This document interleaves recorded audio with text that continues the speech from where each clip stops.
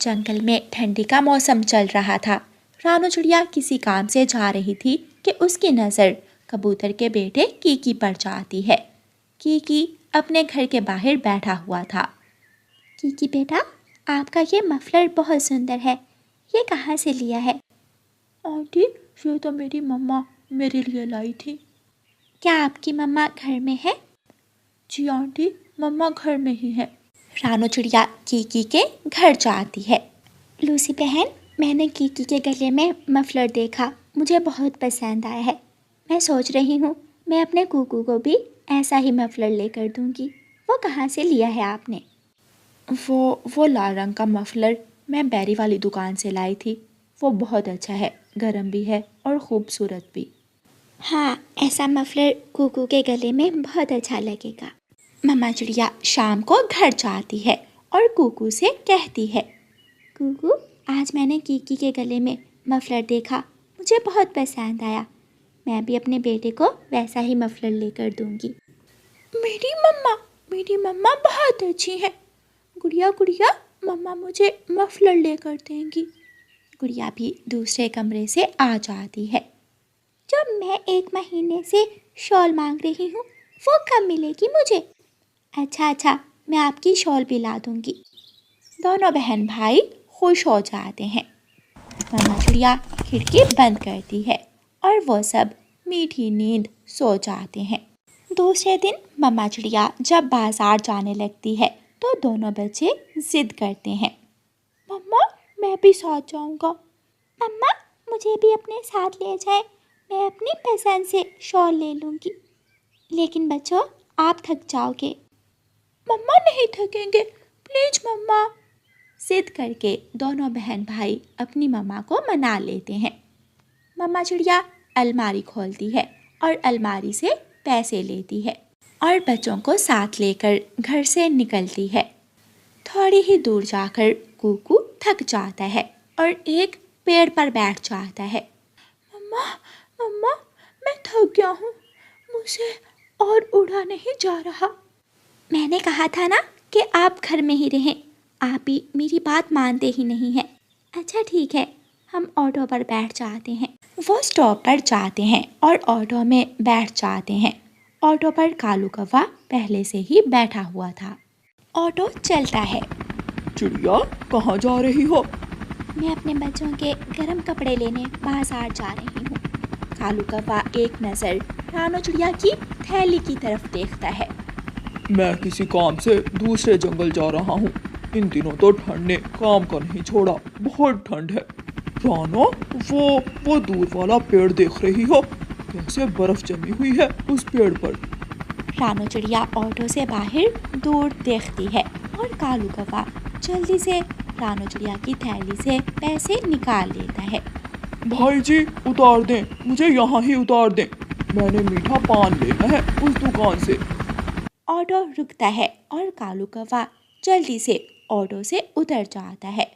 Auto फिर से चलता है और थोड़ी देर बाद जंगल के बाजार में पहुंच जाता है। मम्मा चिड़िया ऑटो से उतरती है और गर्म कपड़ों की दुकान पर पहुंच जाती है। यही है कुकू, देखो बेटा, ये मफलर कैसा लगा आपको? मम्मा सच में ये बहुत सुंदर है, मुझे यही लेना है। मम्मा चिड़िया अपने बेटे को मफलर उतार कर दे देती है। मम्मा मुझे वो वाली शॉल ले दें। ये शॉल ऊन की बनी हुई है, बहुत गर्म है ये शॉल। भाई जी वो भी दे दें। मम्मा चिड़िया अपने बच्चों को चीज़ें लेकर दे देती है और पैसे देने के लिए थैली को खोलती है तो थैली खाली थी।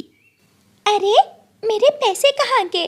कुकू गुड़िया, हम लुट गए, किसी ने पैसे निकाल लिए हैं। बस बहुत आते हैं दिन में मेरे पास ऐसे। मेरे कपड़े वापस करो, जल्दी करो, ऐसे नाटक करने की कोई ज़रूरत नहीं है। दुकान वाला पक्षी मम्मा चिड़िया से कपड़े वापस ले लेता है। मम्मा, रास्ते में कालू कौवा अंकल ऑटो में बैठे थे। हाँ, ये काम ज़रूर कालू कौवे का ही है, लेकिन बेटी अब क्या करें? अच्छा ऐसा करते हैं, हम आपकी नानों के घर जाते हैं, आपकी नानों का घर यहाँ पास ही है। ऐसे मम्मा चिड़िया दोनों बच्चों को साथ लेकर अपनी माँ के घर चली जाती है। माँ, वो कौवा मेरे साथ ही बैठा था, वो मुझसे बातें करने लगा और मुझे पता ही नहीं चला कि कब उसने मुझे लूट लिया। नानो नानो, अब मैं मफलर कैसे लूँगा? क्या मुझे शॉल नहीं मिलेगी अब? क्यों नहीं मिलेगी, मेरे बच्चों को हर चीज़ मिलेगी। गुड़िया और कुकू की नानो संदूक खोलती है और संदूक से एक मफलर और शॉल निकालकर दोनों को दे देती है। ये मैंने अपने हाथों से बनाए हैं, ऊन के हैं। मम्मा देखें, मैं कैसा लग रहा हूँ? बहुत खूबसूरत। कुकू बेटा, अब इस मफलर को संभाल कर रखना। गुड़िया भी अपनी शॉल देखकर बहुत खुश थी। अब आप सब बातें करें और मैं आपके लिए ठंडी के मौसम में गरम गरम हलवा बनाती हूँ। उधर कालू कौवा बहुत खुश था। वो अकेले में बैठा खुशी से नाच रहा था। अब मैं इन पैसों से गरम गरम समोसे खाऊंगा, बहुत मजा आएगा। वाह रे कालू, राह जाती चिड़िया को लूट लिया तूने। कालू कौवा समोसों की दुकान की तरफ उड़ता है। ये 2 समोसे कल से नहीं बिक रहे, मैं भी ये बेचकर ही घर जाऊंगा। कालू कौवा भी वहां पहुंच जाता है। चाचा जी, जल्दी से मुझे 2 समोसे दे दे। हाँ हाँ कौवे बैठो, अभी देता हूँ। दुकान वाला पक्षी कल के खराब समोसे प्लेट में डालकर कालू कौवे को दे देता है। कालू कौवा दोनों समोसे खा लेता है। कौवा अभी थोड़ी दूर ही जाता है तो उसके पेट में गुड़गुड़ होने लगता है। वो बैठ जाता है। मर गया, मेरे पेट में बहुत दर्द हो रहा है। ये कैसे समोसे थे, शायद खराब थे। हाय मेरा पेट। कालू कौवा भागता है और शौचालय जाता है। उसे कुछ सुकून मिलता है। कौवा अभी शौचालय से बाहर आया ही था कि वो फिर से वापस भाग जाता है। कौवा सारी रात शौचालय के चक्कर लगाता रहता है। लेकिन रानो चिड़िया, गुड़िया और कुकू अपनी नानों के घर बैठे गरम गरम हलवा खा रहे थे। प्यारे दोस्तों, कौवे ने चोरी तो कर ली, लेकिन उसे क्या मिला? पेट का दर्द या फिर शौचालय की सैर। रानो चिड़िया के बच्चों को गरम कपड़े मिल जाते हैं और कौवा अपने किए की सजा पाता है। प्यारे दोस्तों, इस कहानी को लाइक, अपने दोस्तों के साथ शेयर और चैनल को सब्सक्राइब करना बिल्कुल मत भूलना। आपका धन्यवाद। बारिश में भीगता हुआ कालू कौवा रानो चिड़िया के दरवाजे पर दस्तक देता है। गुड़िया बेटी, बाहर देखें कौन है। गुड़िया दरवाजा खोलती है। जी अंकल कौवे, आपको किससे मिलना है? गुड़िया बेटी, आपकी मम्मा घर में है क्या? अंकल, मम्मा खाना बना रही है। जाकर उनको बताओ कि कालू अंकल आए हैं। गुड़िया रसोई में जाती है। मम्मा, कोई काला सा पक्षी है, बोल रहा है कि मैं कालू अंकल हूँ। गुड़िया बेटी, वो अपना पड़ोसी है, जाएं उसे अंदर ले आएं। गुड़िया दोबारा बाहर जाती है। कालू अंकल अंदर आ जाएं। कालू कौवा चिड़िया के घर के अंदर आ जाता है। कौवे भैया, क्या बात है, इतनी तेज बारिश में आप सब ठीक तो है? क्या बताऊं चिड़िया, बात करते हुए भी शर्म आ रही है। मेरी माँ आ गई है। ऐसी बारिश में घर में तो कुछ भी खाने को नहीं है। माँ को भूख भी लगी हुई है। तो क्या आप मेरे पास खाना लेने आए हैं? नहीं, मैं तो बताने आया था। मैं और गोरी तो कल से भूखे हैं, लेकिन माँ की भूख उसे देखी नहीं जाती। कौवे भैया, मैंने डिब्बे में खाना रख दिया है, आप ये खाना घर ले जाएं, अपनी माँ को भी दें और खुद भी खाएं। चिड़िया, तुम बहुत दयालु हो, बिना मांगे ही दे दिया। मैं बहुत एहसानमंद हूँ तुम्हारा। चिड़िया अपने काम में लग जाती है और कौवा खाना लेकर वहाँ से चला जाता है। कालू, ये खाना तो बहुत स्वादिष्ट है। मैंने पूरी एक्टिंग की, मैं तो रोने लग गया। चिड़िया, मेरी माँ आई है। और चिड़िया ने मुझे डिब्बा भरकर खाना दे दिया। कालू जी सच ही कहते हैं, जब तक सर में दिमाग है काम करने की क्या जरूरत। दूसरों से झूठ बोलो, थोड़ा नाटक करो और खाना ले लो। फिर दोनों कौवे खूब हंसते हैं और खाना खाते हैं।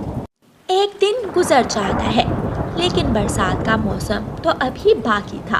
बारिश तो दूसरे दिन भी छमछम बरस रही थी। कौवा और कौवी फिर से भूखे बैठे थे। कालू जी, आज क्या करें? आज हम किसे पागल बनाएं? क्या खाएं? तोता, मैं तोते के पास जाता हूँ और उसे पागल बनाकर तोते से खाना लेकर आता हूँ। कालू कौवा अपने घर से निकलता है और तोते के पास जाता है। तोते तोते, बहुत बुरा हुआ। ऐसी बारिश में तुम्हारी भाभी गौरी को तेज बुखार हो गया है और डॉक्टर ने कहा है कि अगर गौरी को मीठे अमरूद ना दिए तो बुखार और भी तेज हो सकता है। अबे चुप कर जाओ, परेशान होने की कोई ज़रूरत नहीं है। मेरे पास घर में मीठे अमरूद है। ये लो, ये दोनों मीठे अमरूद ले जाओ और गौरी को दे दो। तोते मेरे यार, बचा लिया। तुमने गौरी की जान बचाकर मुझ पर एहसान किया है। अगर मैं जिंदा रहा तो तुम्हारे एहसान का बदला जरूर दूंगा। कौवा मीठे अमरूद लेकर वहाँ से चला जाता है। ऐसे ही कौवा और कौवी मांग तांग कर हर रोज खाना खा लेते। किसी दिन चिड़िया से, किसी दिन तोते से और फिर कबूतर से। बारिश तो अभी तक नहीं रुकी थी। कौवा और कौवी परेशान हो जाते हैं। कालू जी, सबके घरों से मांग मांग कर खाना खा लिया, लेकिन बारिश अभी तक नहीं रुकी। अब हम क्या करेंगे? मेरे पास उपाय है। दिन में हम खाना मांगा करेंगे और रात को चोरी करेंगे। कैसा लगा मेरा उपाय? लेकिन ध्यान से कालू जी, अगर पकड़े गए तो बहुत मार पड़ेगी। आधी रात को कौवा अपने घर से निकलता है और बुलबुल के घर चला जाता है। बुलबुल ने रात फलों का हलवा बनाया था। कौवा धीरे से फ्रिज खोलता है और फ्रिज में से फलों का हलवा निकाल लेता है।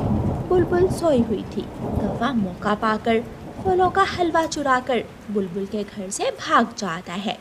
रास्ते में जाकर कालू कौवा एक पेड़ पर बैठ जाता है।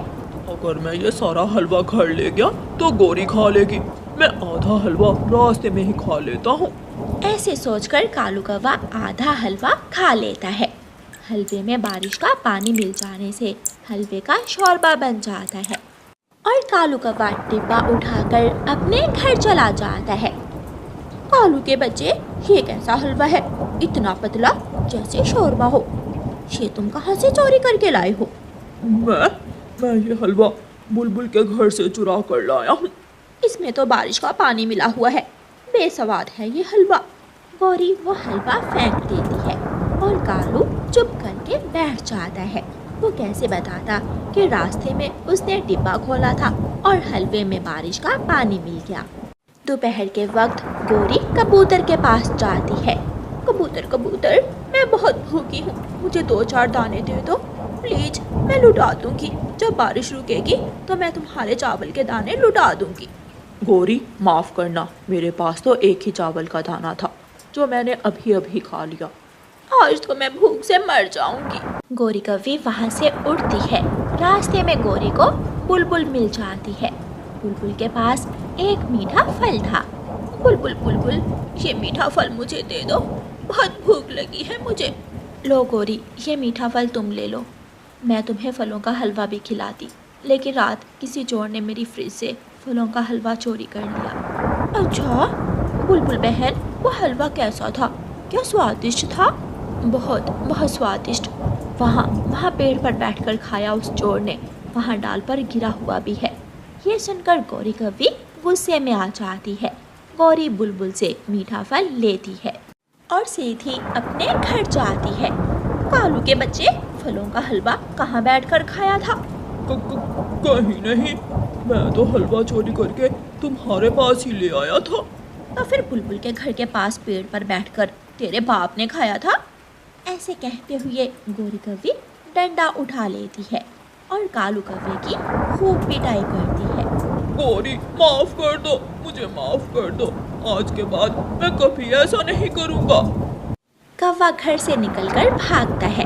तेज बारिश में कौवा आगे आगे और गौरी पीछे पीछे। गौरी कौवी कालू कौवे का पूरे जंगल का चक्कर लगवाती है। प्यारे दोस्तों, इस कहानी को लाइक, अपने दोस्तों के साथ शेयर और चैनल को सब्सक्राइब करना बिल्कुल मत भूलना। आपका धन्यवाद।